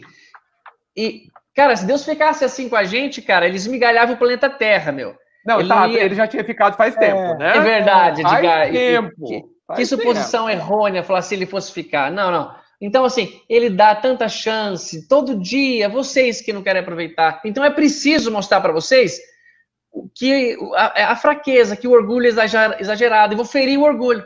O que está ferido é o orgulho, não são vocês. Vado, o Tato fez um comentário muito prudente, muito bem embasado. Tem duas situações bem interessantes nisso. Uma delas está no Evangelho, quando Jesus passava no Mar da Galileia. E uma dessas passagens ele tira uma soneca. Adormece. E a água... o mestre, cara. Jesus acorda... Acalme-se, ó homens de pouca fé. Homem de pouca fé. E seja acalmado as águas se acalmam. E se você ler a pergunta 116 do Livro dos Espíritos, que certamente ela tem que cair nisso, tem que ser mencionada, porque ela diz o seguinte, algum dos espíritos, as perguntas de Kardec parecem simplistas, mas não são. Elas têm uma carga de racionalidade, brutal, brutal, né? Então, essa pergunta, é o seguinte, depois que ele fica tendo ciência de como funciona o processo evolutivo, ainda que de maneira grosseira, ele pergunta, algum dos espíritos está destinado à imperfeição? E a resposta, não. Todos estão destinados à perfeição. Todos. Significa que o pior assassino vai ter jeito. O pior dos bandidos vai ter jeito. Então, a hora que alguém de vocês estiver numa palestra ou passar por um sofrimento profundo, eu vou dizer uma coisa para vocês. Vai dar certo. Vai dar certo. Não fique triste, vai passar. Como passaram as águas da Galileia, às vezes nós perdemos e balançamos Jesus, mas de imperfeição de nossa parte. Porque as duas passagens que mencionei estão atreladas. Total. Ou seja, você não acha? Ou seja, a nossa angústia na falta de confiança que vai dar certo. Faça a sua parte, aguente firme. Não é assim? O barco vai tremer mesmo. E você vai passar. Então, na minha forma de ver, realmente, nós estamos aí praticamente para encerrar alguns minutinhos. Talvez seja interessante passar as colocações finais para o Tato, depois para o Edgar, daí a gente fecha. O que vocês acham disso? Acho excelente. Tá, só então, fazer um comentário sobre o que você falou, sem ser ainda a consideração final, que também é breve, fiquem tranquilo. Nessa passagem da tempestade acalmada, é tão sublime, porque antes um pouquinho, Jesus diz aos meninos assim, passemos para o outro lado. Vamos para o outro lado. Ou seja, vamos passar a encarnação, pessoal. Vamos atravessar. Vamos, metaforicamente. E eu vou dormir no coração de vocês. Enquanto está tudo bem, eu não estou sendo requisitado, eu não estou sendo convidado ao estudo. Jesus dorme em nós. A hora que a coisa apertou, mestre, como que consegue dormir? Não. vocês que dormem comigo, vocês que estão me fazendo dormir em vocês. Jesus não dorme, nem fisicamente e nem em atenção conosco. Então, essa passagem é muito interessante. Vamos passar para o outro lado, pessoal. Vamos encarar o que o planeta tem para oferecer, seja porque veio dano para evitar ou não. Vamos nessa e nós vamos passar juntos. Se o tema, então, é doença ou adoecimento social, a questão é, vamos passar juntos com amizade, com amor. E para mim, Edgar, uma das fortes frases que Jesus é, granjeai amigos. O mestre pede que a gente some simpatias, não façam inimigos. Olha só que bacana esse texto aqui, ó. O meu mandamento é esse. E aí que já é, assim, a minha parte de consideração final, agradecimento. Uhum. O meu mandamento é este. Amem-se uns aos outros como eu os amei. Ninguém tem maior amor do que aquele que dá a vida pelos seus amigos. Vocês serão meus amigos, se fizerem o que eu lhes ensino. Já não os chamo de servos, porque o servo não sabe o que o Senhor faz. Em vez disso, eu os tenho chamado de amigos, porque tudo o que eu vi de meu Pai, eu lhes tornei conhecido. Olha como ele deixa bem claro. Olha agora, Edgar, que essa parte é bonita demais. Eu acho que você vai cair cisco em seus olhos. Vocês não me escolheram, eu vos escolhi. Porque eu os conheço há muito tempo. Olha só que lindo. Porque antes do planeta Terra, isso é frase minha, antes do planeta ser, eu já era. Sim. Tá tudo sob controle, pessoal. Antes da Terra receber habitações, ele já era o Cristo, o maior que se pode ver. Exato. Não dá para imaginar o que é ser Cristo. Nem dá. Puro dá para ter noção da bondade, da inteligência, do empenho, da lei de trabalho no seu pleno vigor, da lei de sociedade em pleno vigor. Então, para mim, assim, doenças sociais existem, são criações exclusivamente nossas. Essas são coisas que eu crio, que eu adoeço, que eu fico triste, que eu revolto, que eu não quero conversa, que eu não admito, a nossa casta não mistura com aquilo. Cara, o problema é teu, vai ter que sair daqui despojando disso. Se não quiser, fica aí para trás. Resolva. Mas, acima de tudo, Jesus está conosco dizendo, pessoal, tá tudo bem, eu tô aqui. Antes de vocês se tornarem o que pensam ser, eu já era, olhando. Então, façamos as amizades o máximo possível, granjeai amigos, porque não há amor maior do que dar a vida pelos amigos. Ou seja, eu vejo que dar a vida aqui também, pessoal, não é só morrer por eles, mas doar-se, dar palestra, dar alegria, dar a vida em abundância a eles. Eu dou a minha vida em abundância aos meus amigos, porque quero dar a minha parte melhor. E a parte pior eu lapido e destruo ela. Edgar, arrebenta, daquele jeito só você sabe, vai. Não. Mas olha, eu fico tão contente da gente estar terminando com essas questões que tanto o Almeida quanto você colocaram.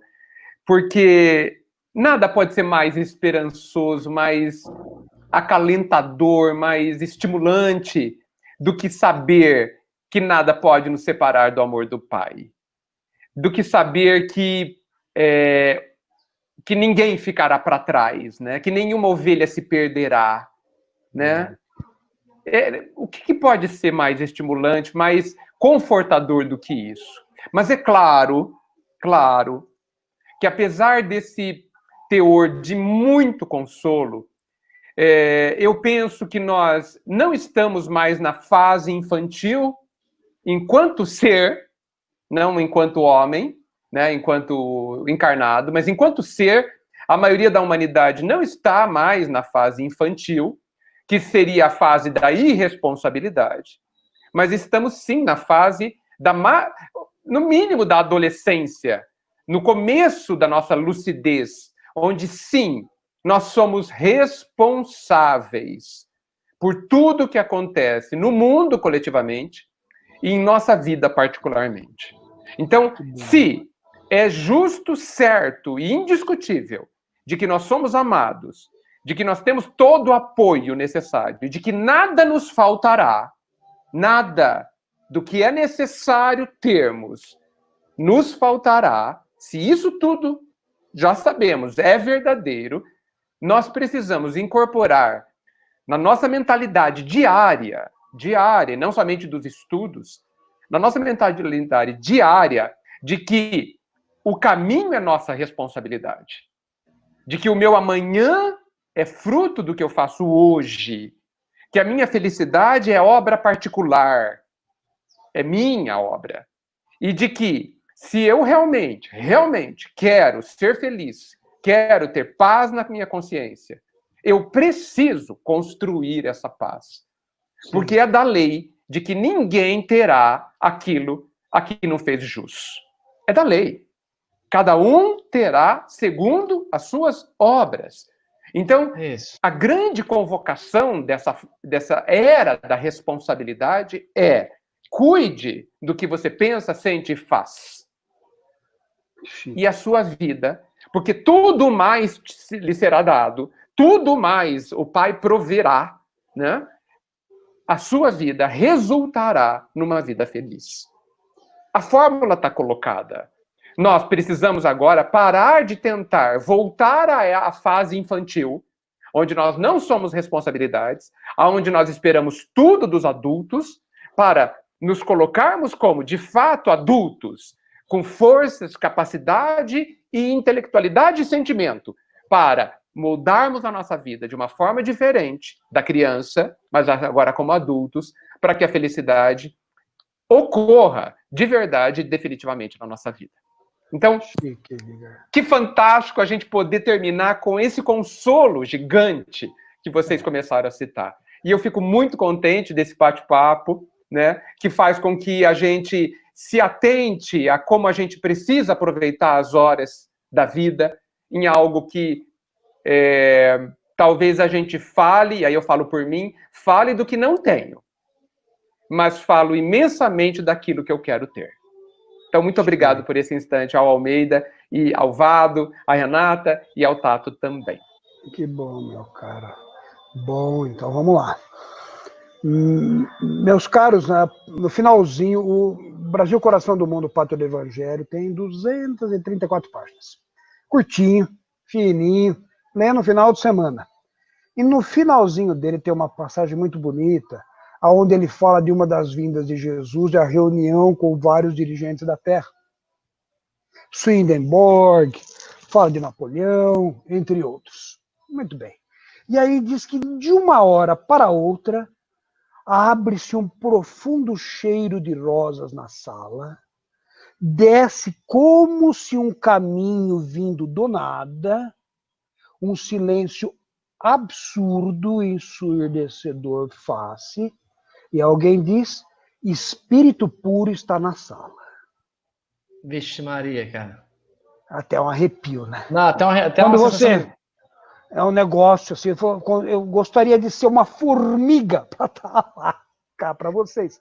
Espírito puro na sala. Não, o Edgar já tirou essa ideia de mim já, mas tudo bem. Uma grande luminosidade, e quem surge? Jesus.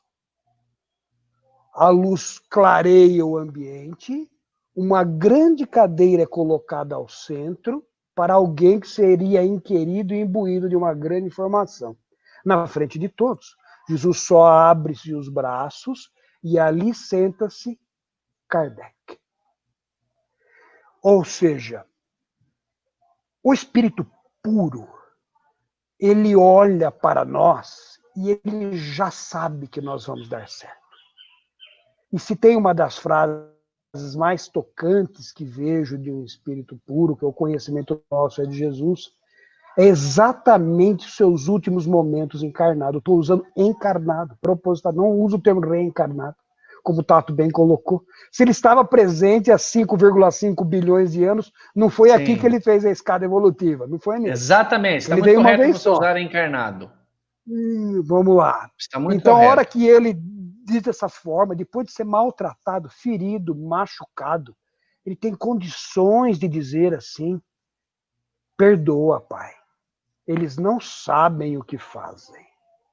Ele não quis o seu mal, não nos chamou de malvados, não xingou ninguém, mesmo agredido, ofendido, maltratado, ele pediu perdão alegando-nos ignorância, porque não sabemos o que fazemos. Talvez seja esse tipo de situação que precisemos mesmo. Talvez, aí vou concluir, talvez seja esse tipo de sentimento de perdão em nossas orações, agradecimento e paciência com as nossas imperfeições. Tende paciência conosco, mestre. Nossos irmãos do mundo espiritual, tende paciência com as nossas imperfeições, que não são poucas. Tende paciência em nos tolerar, tende paciência nas nossas dificuldades, tende paciência para que consigamos cumprir com as nossas obrigações, mestre. Para que todos juntos possamos ajudar a construir e fazer desse planeta um planeta de regeneração. Já começou a virada. Está no livro. Quanto tempo vai durar, não sabemos. Mas a briga já começou. Tato, que Deus o proteja, guarde. Centro Espírita Nosso Lar agradece a vossa participação, como sempre, solícito. Edgar, um prazer tê-lo na mesma vibe. Uma satisfação poder contribuir com isso. Vado, se você puder entrar conosco, seria legal. Seria legal. Vou fazer as minhas últimas colocações. Por favor, participe para você fazer o encerramento. Eu acho que vocês fizeram caiu um monte de cisco nesse lugar fechado. Pelo amor de Deus, que emoção de estar com vocês aqui. Quanto aprendi, né? Eu acho que estava importante, de repente, a gente, vocês têm noção, né? Mas se uma pessoa, se a gente não tem noção das dores individuais de cada um, eu estou acompanhando as lives aqui, as pessoas, elas comentando assim, cada um tem a sua dor individual, e eu não sei se vocês perceberam que vocês podem ter mudado a dor de muitas pessoas aqui agora. Vocês podem ter feito uma coisa, fizeram assim imaginar. A dor, às vezes, a dor é uma proporção que nós damos a importância a ela. Então, na realidade, hoje, o que são 80 anos de reencarnação numa infinidade? Né? Limite igual a quanto? Né? É nada, né? É uma questão da gente aprender a tolerar, aprender a nos perdoar para poder começar a perdoar os outros, né? Então, Pai, nos perdoe. Ele vai dar outra chance? Vai sim, você vai. Ele confiou, aquilo que o Júnior acabou de falar, assim, que ele... E o Tato acabou de falar, na realidade, ele nos escolheu, né? Nós não escolhemos ninguém. Se ele nos confiou e ele continua nos amando até hoje, quem somos nós para desconfiar de um amor infinito? Isso é uma coisa básica. E, de repente, existe aquela, mas eu não conheço o amor. Não, você desconfia do que é o amor, mas você faz presente o amor. Vado, deixa eu só vocês não sentiam medo quando eram deixados na escola pelo pai, do pai não voltar mais e deixar a gente lá? Sim. E às vezes falava, mãe, a senhora volta para me buscar? Cara, deve ser exatamente esse medo bobo de uma criança. Acha que o pai vai largar ele na escola e não voltar mais? Vai dar certo. Imagina o medo de quantos espíritos para reencarnar falam, não quero. Pode ir, irmão, pode ir, meu filho, vai dar tudo certo. Vai dar certo. Eu nunca te desamparei na hora que você nasceu, você acha que eu vou te desamparar o dia que você nunca vai deixar de existir? É maravilhoso. Amigo, Tato, meus amigos. Meu amado, obrigado. De gratidão mesmo, por ter passado esse... Isso aqui, para mim, é um reset. Eu aperto o reset. Porque eu te ligo. Eu zero e já começo a ganhar de novo, a carga de novo para poder tocar. Isso aqui é meu reset diário, por isso que a gente tem que estar mais junto, para não deixar ele baixar a energia. Muito obrigado, Júnior, Edgar e Tato, meus amigos. Olha, muito obrigado a todos que prestigiaram, essa paciência, essa tolerância de estar aqui com a gente. Renata, muito obrigado, tá? Eu sei que Renata, obrigado também. Boa, que você vai fazer. Muito obrigado de coração, Marquinho. Vamos tocar esses projetos aí, tá bom? Gente, quando precisar de novo, vamos fazer de novo, né, Edgar? É tão gostoso, né, meus amigos aqui? Bateu uma bola. Eu estou sempre à disposição com o Tato duplamente. Faço das palavras do Edgar as minhas. E aqui, assim, agora eu acho que ao voltar para minha casa, Vado, o ambiente está melhor, cara. Porque entrou tanta coisa boa, tanto assunto que interessou a gente. Não tem outra alternativa. E eu vou vou sustentar essa harmonia em meu lar agora. E quem nos ouviu, espero que a mesma coisa. Quem nos ouviu, receba de todos nós esse carinho, que vocês fazem com tanto amor, convido o Edgar com tanta boa vontade, né, Edgar? Ajeitando o dia, tudo certinho. Vado, obrigado pelo carinho, seu amigão. E estou à tua disposição aqui com o Edgar duplamente. Duplamente. Obrigado, Deus gente. Deus proteja, meus caros. Felicidades a Muita vocês. luz a todos. Um beijo. Muita luz. Tudo Tchau. corra bem. Tchau. A vocês também. Tchau. Tchau, tchau.